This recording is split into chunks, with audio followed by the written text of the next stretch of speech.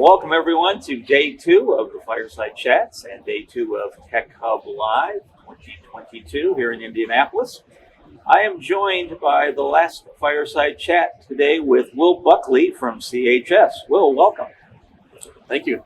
So if you could, tell our audience and our viewers a little bit about yourself and what you do at CHS. Sure. My name is Will Buckley. I work at CHS. We're one of the largest cooperatives in the world. And I focus on supporting our retail locations, running our strategic program for purchasing right now.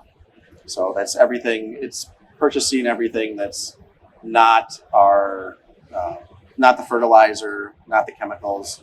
It's everything else. So software, which is why I'm here, trucks, everything else in our world. Very good. So again, you've been walking around the show floor and attending sessions here at Tech Hub Live for the last day and a half. Yeah. So tell me, what if you gave it some thought, the key 2 or 3 takeaways you've gotten from everybody you've talked to, everything you've seen, and everything you've heard so far? Sure. So first off, overall, I really like the format of the show. It allows people to it's not a one-size-fits-all. There seems to be a lot of thought that's gone into, from the round tables to the size of the rooms to the ability to meet with people and just have it flow, and everyone's been kind of able to take and come and go as you need. Participated in some of the round tables yesterday, and really that's something I haven't experienced at a conference before. I thought it was great. It forces you to engage, which, like most things, you get out of it what you put into it. And, I think some people don't. You want to sit down and watch. You don't know that you're going to be participating, but it was really good to get people outside their comfort zone and get them engaged. And I really liked that. So overall, it's been good.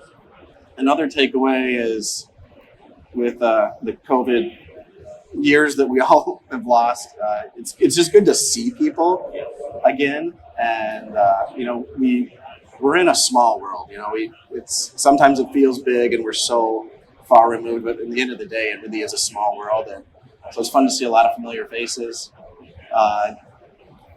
The other thing that really stands out to me and the team that I'm here with is you can see the industry maturing, and then where these similar events maybe 5 years ago, it felt very disjointed and disconnected, and there was different ancillary technologies that were being built, but people couldn't figure how does this fit into the ecosystem? And there's investors trying to figure out, well, what's my play? I know something's going to take off, but what is it? And you can feel like it's a much more mature space now, and a lot of the solutions that are here are solving a more clear problem, and you're seeing there's a lot of consistent themes that there's the same solutions that are being solved with a lot of our retailers. We have the same problems, and so it's fun to see. That's been a really big takeaway for me. I'm glad you mentioned that, because one of the things I wanted to ask you about, of course, CHS, one of the largest cooperatives in the country, in the world, I guess, and also very, very active in the ag retail space. I know folks, when they come to an event like this, they're usually, like you say, they're looking for solutions. They're looking for answers to questions they may have in their operations. 2-part question. First off, if you could share with the audience here what CHS does in the area of ag technology, and what solutions were you actually looking for by being here? Okay. So when you talk about precision ag, we have a large team that does all of that, everything from, it's all your traditional agronomic technology. And I'm actually not a subject matter expert in that space. Where I'll go with it is why we're here is a company, we're really trying as a co-op. The way the big co-ops come together is they're a bunch of smaller co-ops merging in together. And so we've done that like a lot of our peers have. And a lot of those companies have all operated independently. So we've kind of operated as like a giant holding company. As a company, we're trying to now transition and go to market as one unified company.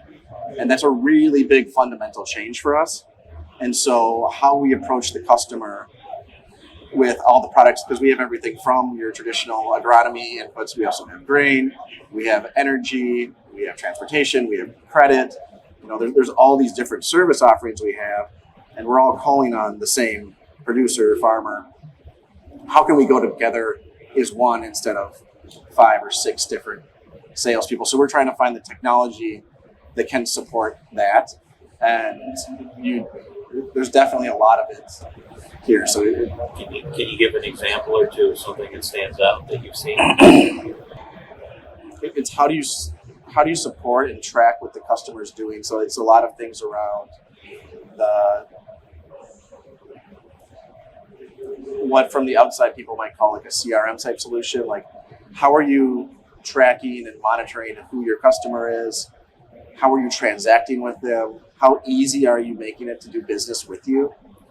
So that's what we're seeing. Along those lines, what has been the traditional method for keeping that track of that information versus the notebook? Okay, all right. So again, streamlining, making it more tech friendly in the world where everybody has a handheld device and can check things in moments' notice. A lot of our companies have attempted to deploy technology, and there's a whole graveyard of technology that hasn't been successfully implemented. I think that's pretty consistent at a lot of our companies. And so you need to get adoption. That's the name of the game. And ease wins adoption. Ease of use.